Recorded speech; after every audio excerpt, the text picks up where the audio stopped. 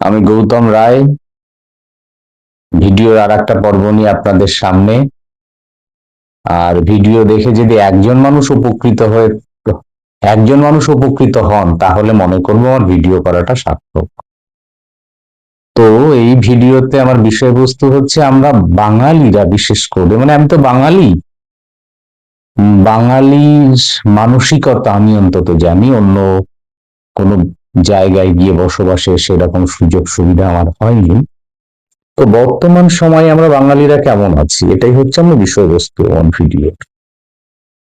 দেখুন, সমাজে মানুষ দু রকম থাকে। একটা মানুষ হচ্ছে, এক শ্রেণীর মানুষ হচ্ছে জীবনে করে কিছু, কিছু ভেবে না ভেবে কিছু কাজ করতেই থাকে। আর আর এক শ্রেণীর মানুষ আছে, বিশেষ করে বাঙালি মধ্যবিত্ত শ্রেণীর মানুষ, তারা হচ্ছে স্বপ্ন দেখে, ড্রিমার।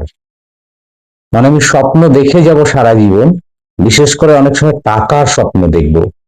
বাঙালি মধ্যবিত্তদের একটা শ্রেণীর মানুষ আছে, জীবনে যেটুকু না করলে নয় সেটুকু করবে।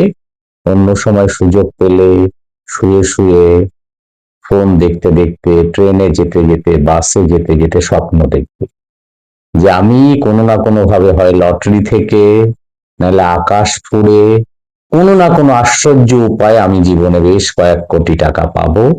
তারপর সেই টাকা দিয়ে আমি কি করব? আমি একটা গাড়ি কিনবো, একটা ফ্ল্যাট কিনবো।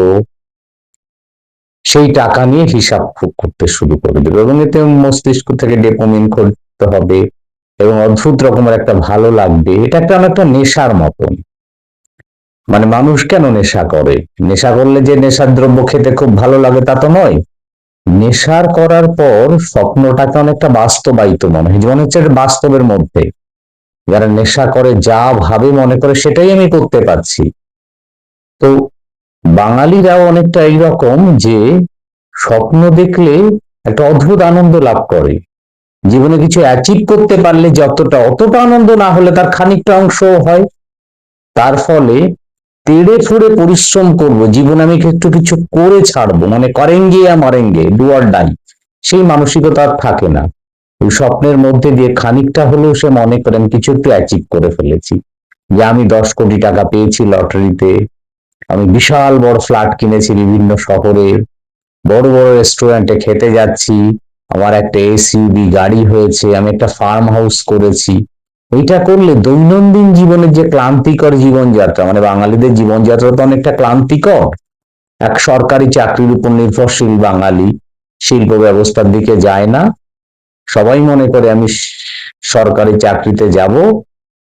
অধিকাংশ পায় না, যে দু চারজন পায় তারা ভাগ্যক্রমে তারা ভালো, আর যারা পায় না তারা ওই স্বপ্ন দেখতে শুরু করে এবং এমন একটা বয়স এসে জীবনের কাজ করতে শুরু করে, ভালো না বেশি করতে শুরু করে। কেউ মুদি দোকান শুরু করে, কারো সঙ্গতি না থাকলে সে টোটো চালাতে শুরু করে, কেউ হয়তো বাধ্য হয়ে কৃষি কাজ করে, কেউ ছোটখাটো ব্যবসা করে, ভালোবেসে করে না।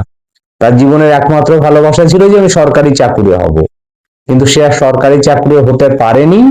জীবনে বেঁচে থাকতে হলে, বাবা মায়ের চাপে বিয়ে করতে হলে, বা প্রেমিকার চাপে বিয়ে করতে হলে সে ছোটখাটো একটা জীবিকা বেছে নিয়েছে এবং সে জীবিকাও পছন্দ নয়। বাড়িতেও তার স্ত্রী বা পরিবার পরিজনের সমস্ত চাহিদা ভালো করে মেটাতে পারছে না, নেশাও ভালো করে করতে শেখেনি। তাহলে কি করবে সে? ওই স্বপ্ন দেখে।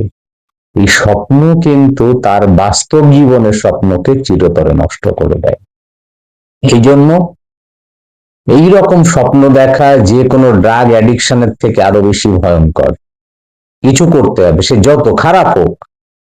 বাঙালিদের মধ্যে এই প্রবণতা আছে, যদি আমি ভুল করে ফেলি, আরে ভাই, ভুল করে ফেলার থেকে, কিছু না করার থেকে ভুল করা অনেক অনেক অনেক গুণ ভালো। ভুল করলেও জীবনে কিছু করা হবে, এর দ্বারা কিছু শিখতে পারবে।